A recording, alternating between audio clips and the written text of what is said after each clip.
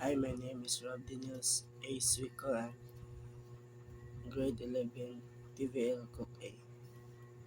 Good day, everyone. Even though our United Nations celebration was cancelled, its purpose and message are still very meaningful.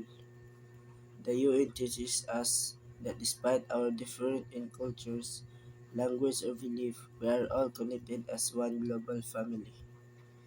It's a bit disappointing that we did not go to wear our costumes or present our performance, but this moment helped us realize that the UN is more than just an event. It's about living with peace, respect, and unity every day. We can still honor it by being kind to others, helping those in need, and treating everyone equally. Even small acts of goodness can bring big change to the world. As a student, we have the power to spread positivity and understanding wherever we go.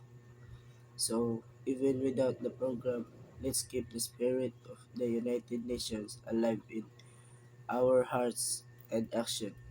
Thank you and happy United Nation Day.